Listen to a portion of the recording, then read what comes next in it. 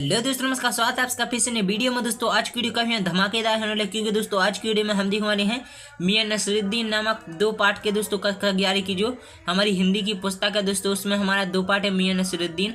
और दोस्तों इसके जो लेखक हैं दोस्तों वो है कृष्णा सोबती। और दोस्तों इस पार्ट से सबसे अच्छी बात यह है कि दोस्तों मैं आप लोगों को सिर्फ 5 प्रश्न बताऊंगा, ओनली 5 प्रश्न। और दोस्तों उसमें से आप लोगों का 1 या 2 प्रश्न जरूर फंसने वाले हैं। 100 में 100% मैं आप लोगों को गारंटी और लिख के दे सकता हूं कि दोस्तों इस पार्ट में मैं आप लोगों को केवल 5 प्रश्न इंपोर्टेंट बताऊंगा। और दोस्तों उसमें से आप लोगों को 1 या 2 प्रश्न पेपर में जरूर मिलेंगे, वो भी चाहे तिमाही हो, चाहे छमाही हो, चाहे प्री बोर्ड या फिर वार्षिक हो। आप लोग किसी भी परीक्षा में देख लें। चलिए इस तो वीडियो को स्टार्ट करते हैं और आप लोगों को दिखाते हैं कि हमारा सबसे पहला इंपोर्टेंट प्रश्न कौन सा है।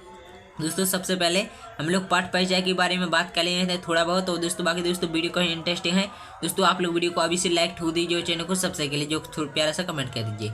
दोस्तों मियां नसरुद्दीन शब्दचित्र हम हस्मत नामक संग्रह से लिया गया है और इसमें खानदानी नानबाई मियां नसरुद्दीन के व्यक्तित्व, रुचियों और स्वभाव का शब्दचित्र खींचा गया। चलिए तो बिना किसी देरी के हम बढ़ते हैं आगे और इस वीडियो में आगे बढ़ते हैं और देखते हैं पहला इंपोर्टेंट प्रश्न। तो चलिए दोस्तों फाइनली हम लोग आ चुके हैं हमारे जो पाठ के पहला प्रश्न है। दोस्तों हमारे पाठ का पहला वेरी वेरी इंपोर्टेंट प्रश्न है कि मियां नसरुद्दीन को नानबाइयों का मसीहा क्यों कहा गया है। और दोस्तों हमारा दूसरा वेरी इंपोर्टेंट प्रश्न है कि लेखक मियां नसरुद्दीन के पास क्यों गई थी। तो दोस्तों मैं आप लोगों को बता दूं कि इन दो प्रश्नों में से आप लोगों को तिमाही और छिमाही में एक प्रश्न तो धरा का धरा मिलेगा, ये मैं गारंटी के साथ कह सकता हूँ। तो चलिए दोस्तों सबसे पहले हम अपना पहला प्रश्न देख लेते हैं और फिर हम लोग आगे और भी प्रश्न देखेंगे कि दोस्तों मियां नसरुद्दीन को नानबाइयों का मसीहा क्यों कहा गया है। तो दोस्तों नानबाइयों का अर्थ है तरह तरह की रोटी बनाने एवं बेचने वाले। दोस्तों मियां नसरुद्दीन को नानबाइयों का मसीहा इसलिए कहा गया है क्योंकि वे खानदानी नानबाई थे और वे उनके पिता बरकत शाही नानबाई गड़ैया वाले के नाम से व दादा साहेब मियां कल्लन के नाम से प्रसिद्ध थे।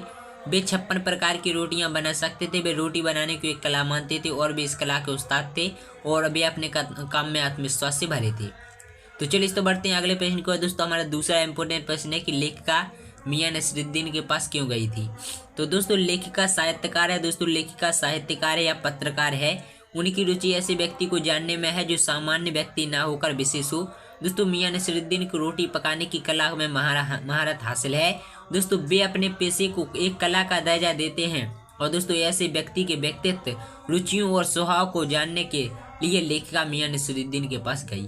चलिए इस तो बढ़ते हैं आगे और दोस्तों आप लोगों को तीसरा इंपोर्टेंट प्रश्न बताते हैं। दोस्तों तीसरा हमारा इंपोर्टेंट प्रश्न काफी इंपोर्टेंट है, लेकिन फिर भी आप लोग सीख लेना।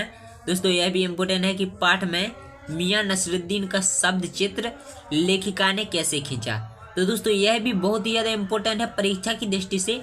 दोस्तों आप लोग इसे भी कंप्लीट करना है। यह हमारा तीसरा प्रश्न है इंपोर्टेंट की श्रेणी में। दोस्तों मियां नसरुद्दीन स्वयं को खानदानी नानबाई बताते हुए पंचहजारी अंदाज में बात करते हैं। नानबाइयों के मसीहा मियां नसरुद्दीन के अंदर चारपाई पर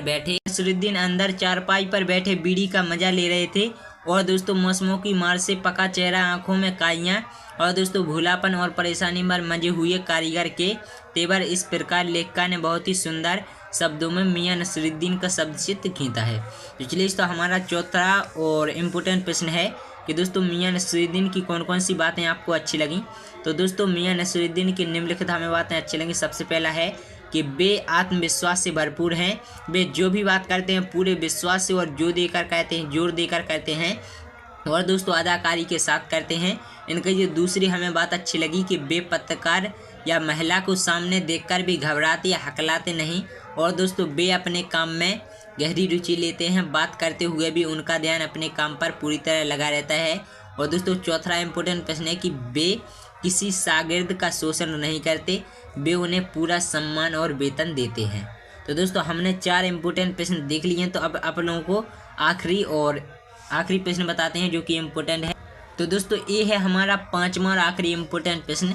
तो ये परीक्षा में पूछा भी जा सकता है दोस्तों और नहीं भी पूछा सकता है। इस प्रश्न पर तो मुझे भी डाउट है, लेकिन फिर भी आप लोग 5 प्रश्न तो इस पार्ट से मैंने आप लोगों को ज़्यादा नहीं बताए हैं, सिर्फ 5 ही प्रश्न बताए हैं। तो दोस्तों आप लोग ये भी याद कर लेना है।